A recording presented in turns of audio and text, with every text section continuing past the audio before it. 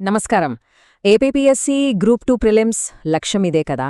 మరి ఆ లక్ష్య సాధనలో మోడర్న్ ఇండియన్ హిస్టరీ చాలా కీలకం. అందులోనూ దళిత సంస్కరణ ఉద్యమాల మీద పట్టు సాధించామంటే విజయం మనకు చాలా దగ్గరైనట్టే. సరే, ఈరోజు మనం చేసే ఈ విశ్లేషణలో కేవలం ప్రశ్నలకు జవాబులు తెలుసుకోవడమే కాదు, అసలా ప్రశ్నల వెనుకున్న కథేంటి, వాటిని ఎలా అర్థం చేసుకోవాలి, ఏ యాంగిల్లో ప్రశ్న అడిగినా మనం సమాధానం చెప్పేలా తయారవుదాం.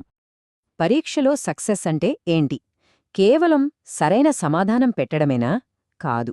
ఒక ప్రశ్నకు సమాధానం తెలిస్తే దాని చుట్టూ ఉన్న మరో 10 అంశాల మీద మనకు అవగాహన రావాలి. అదే అసలైన ప్రిపరేషన్. ఈ సెషన్లో మనం సరిగ్గా అదే చేయబోతున్నాం. ఇక మొదలుపెట్టేద్దామా? ఓకే, ఈరోజు మన ప్రయాణం ఎలా ఉండబోతోందంటే, ముందుగా ఈ సోషల్ రిఫార్మ్స్కి సంబంధించిన ప్రశ్నలను ఎలా డీకోడ్ చేయాలో చూద్దాం. ఆ తర్వాత సత్యశోధక్ సమాజ్ ఇంకా డాక్టర్ బిఆర్ అంబేద్కర్ గారి గురించి లోతుగా చర్చిద్దాం. తర్వాత ఇతర ముఖ్యమైన నాయకులు, ఉద్యమాలను చూసి ఫైనల్గా ఎగ్జామ్కి వెళ్లే ముందు మనం ఖచ్చితంగా గుర్తుంచుకోవాల్సిన పాయింట్స్ ఏంటో రివైజ్ చేసుకుందాం.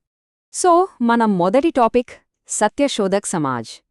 పోటీ పరీక్షల గురించి తెలిసిన ఎవరికైనా తెలుసు, ఈ టాపిక్ లేకుండా క్వశ్చన్ పేపర్ ఉండటం చాలా అరుదు. అందుకే ఇక్కడ మనం ప్రతి ఒక్క చిన్న విషయాన్ని కూడా చాలా జాగ్రత్తగా గమనిద్దాం. చాలా స్ట్రేట్ ఫార్వర్డ్ ప్రశ్న, బహుశా చాలామందికి సమాధానం తెలిసే ఉంటుంది. సరే, ఒక్కసారి ఎగ్జామ్ హాల్లో ఉన్నట్టు ఫీల్ అయ్యి ఆప్షన్స్ని జాగ్రత్తగా చూసి సరైన సమాధానమేంటో ఆలోచించండి.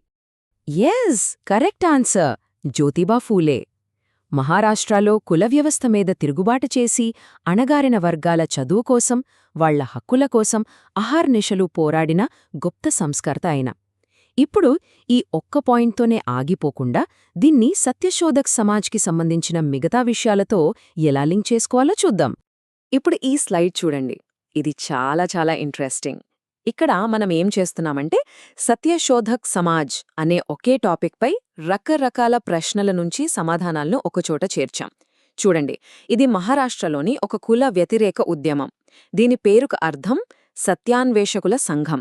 దీని ముఖ్య ఉద్దేశమేంటంటే అణగారిన వర్గాల సామాజిక ఆర్థిక ఎదుగుదల. అంతేకాదు, ఇది షాహూ మహారాజ్ని కూడా బాగా ప్రభావితం చేసింది. చూసారా, ఒకే టాపిక్ని ఎన్ని కోణాల్లోంచి అడగొచ్చో. మనం ఇలా అన్ని పాయింట్స్ని కనెక్ట్ చేసి చదివితే ఎగ్జామ్లో ప్రశ్న ఎలా వచ్చినా సరే మనం ఈజీగా ఆన్సర్ చేయొచ్చు. ఇది చూడండి, ఇక్కడ డైరెక్టుగా ఎవరు స్థాపించారు అని అడగట్లేదు. ఆయన జీవితంలోని కొన్ని ముఖ్యమైన ఘట్టాలు, ఆయన మీద ఉన్న ప్రభావాల గురించి చెప్పి ఆ వ్యక్తి ఎవరో గుర్తించమంటున్నారు. ఇదొక మంచి అనలిటికల్ క్వశ్చన్. మళ్ళీ మన సరైన సమాధానం జ్యోతిబా ఫూలే. స్కాటిష్ మిషన్ స్కూల్లో ఆయన చదువుకోవడం, క్రిస్టియన్ మిషనరీల ప్రభావం, వితంతు పునర్వివాహాల కోసం ఆయన చేసిన పోరాటం, ఇవన్నీ ఆయన ఆలోచనా విధానాన్ని ఎలా తీర్చిదిద్దాయో చూపిస్తున్నాయి. ఆ ఆలోచనల నుంచే సత్యశోధక్ సమాజ్ పుట్టింది. సో, ఒక వ్యక్తికి తను స్థాపించిన సంస్థకు మధ్య ఉన్న సంబంధాన్ని ఈ ప్రశ్న హైలైట్ చేస్తోంది. రైట్. ఇప్పుడు ఈ మల్టిపుల్ స్టేట్మెంట్ ప్రశ్నలు చూద్దాం. ఎగ్జామ్స్లో ఇవి చాలా కామన్. ఇక్కడే మన అసలైన విశ్లేషణ అవసరమవుతుంది. ప్రతి స్టేట్మెంట్ని చాలా జాగ్రత్తగా చదవాలి. ఓకే, ఇలాంటి ప్రశ్నలను ఎలా సాల్వ్ చేయాలో చూద్దాం. స్టెప్ బై స్టెప్ వెళ్దాం. స్టెప్ 1, స్టేట్మెంట్ 2, కులం ఆధారిత ఉద్యమం.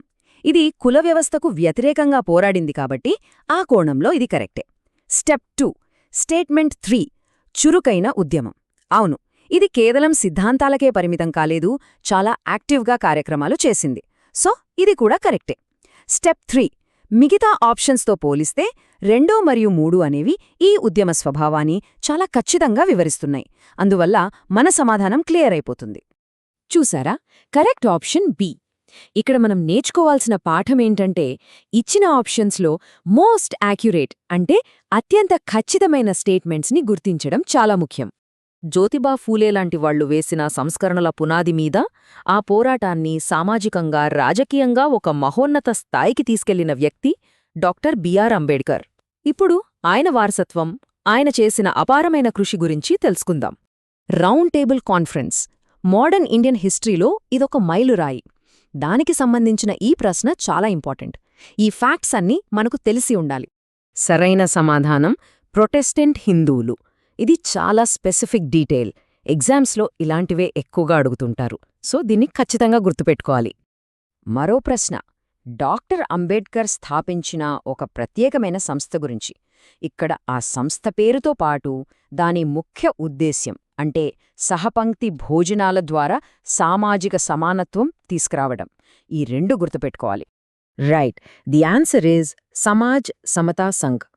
ఆ పేర్లోనే ఉంది చూడండి, సమాజ్ సమత అంటే సోషల్ ఈక్వాలిటీ. ఆ పేర్లోనే దాని లక్ష్యం స్పష్టంగా తెలుస్తోంది. ఇదొక పెద్ద క్లూ మనకి. ఓకే, ఇప్పుడు అంబేడ్కర్ గారి రాజకీయ పార్టీల మీద ఒక మల్టిపుల్ స్టేట్మెంట్ ప్రశ్న. ఇక్కడ కూడా మన అనాలిసిస్ చాలా జాగ్రత్తగా ఉండాలి. ఓకే, ఇలాంటి ప్రశ్నలు వచ్చినప్పుడు బెస్ట్ టెక్నిక్ ఏంతో తెలుసా? ఎలిమినేషన్. ఒక్కో ఆప్షన్ని పరిశీలిద్దాం. First, the independent Labour party. దీన్ని 1936లో అంబేడ్కరే స్థాపించారు. So statement 3 correct. Next, all India scheduled castes federation. దీన్ని కూడా 1942లో ఆయనే స్థాపించారు. అంటే స్టేట్మెంట్ 2 కూడా కరెక్టే. ఇక మిగిలింది మొదటిది, the peasants and workers party of India. ఇది అంబేడ్కర్ స్థాపించింది కాదు. సో స్టేట్మెంట్ 1 తప్పు. ఇప్పుడు చూడండి, స్టేట్మెంట్ 1 లేని ఆప్షన్ ఏదో చూస్తే చాలు, మనకు ఆన్సర్ వచ్చేస్తుంది.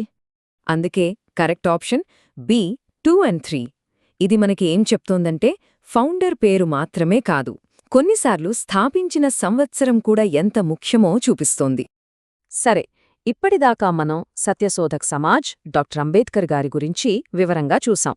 ఇప్పుడు మన 4వ సెక్షన్లో ఈ దళిత సంస్కరణలకు సంబంధించిన మరికొంతమంది కీలకమైన నాయకులు, వాళ్ల ఉద్యమాల గురించి క్విక్గా ఒకే చోట రివైజ్ చేసుకుందాం.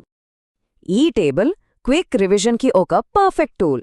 ప్రార్థన సమాజ్లో ఐజెన్ ఎలిజా సోలమన్ పాత్ర ఏంటి? బహుజన సమాజ్ను ఎవరు స్థాపించారు? ముకుందరావు పాటిల్. ఆత్మగౌరవ ఉద్యమాన్ని ప్రారంభించింది ఎవరు? ఈవి రామస్వామి నాయకర్. వైకోం సత్యాగ్రహం ప్రారంభ నాయకులెవరు? హరిజన్ అనే పదాన్ని ఎవరు తీసుకొచ్చారు? మహాత్మాగాంధీ. చూడండి, ఈ చిన్న చిన్న తేడాలే ఎగ్జామ్లో మన ర్యాంకును డిసైడ్ చేస్తాయి. వీటిని బాగా గుర్తుంచుకోవాలి.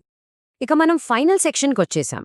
ఈ సెషన్ మొత్తంలో మనం చర్చించుకున్న విషయాల్లో ఎట్టి పరిస్థితుల్లోనూ మర్చిపోకూడని అత్యంత ముఖ్యమైన పాయింట్స్ ఏంటో ఇప్పుడొకసారి ఫైనల్గా చేద్దాం. ఓకే, ఇది మీ ఫైనల్ చెక్లిస్ట్. జ్యోతిబా ఫూలే అనగానే సత్యశోధక్ సమాజ్ గుర్తురావాలి. అంబేద్కర్ అనగానే Independent Labour Party, All India Scheduled Caste Federation, Samaj Samata Sangh ఈ 3 గుర్తుకురావాలి. ఈవి రామస్వామి నాయకర్ అంటే ఆత్మగౌరవ్ ఉద్యమం, ముకుందరావు పాటిలంటే బహుజన సమాజ్, అలాగే వైకం సత్యాగ్రహం తొలి నాయకులు, హరిజన్, ప్రొటెస్టెంట్ హిందూలు అనే పదాల మధ్య తేడా. వీటన్నింటిపై పూర్తి క్లారిటీ ఉంటే చాలు, ఎగ్జామ్లో తప్పకుండా మంచి స్కోర్ సాధించవచ్చు. సరే, చివరగా ఒక ఆలోచన. మనం ఇవన్నీ కేవలం ఎగ్జామ్ కోసం చదివే ఫ్యాక్ట్స్గా చూడొద్దు. సమానత్వం కోసం 100 ఏళ్ల క్రితం మొదలైన ఈ పోరాటాలు ఈరోజు మన సమాజంపై, మన రాజకీయాలపై ఎలాంటి ప్రభావం చూపుతున్నాయో ఒక్కసారి ఆలోచించండి. ఆ ఆలోచనతో ఈ విశ్లేషణను ముగిద్దాం. బాగా చదవండి. All the best.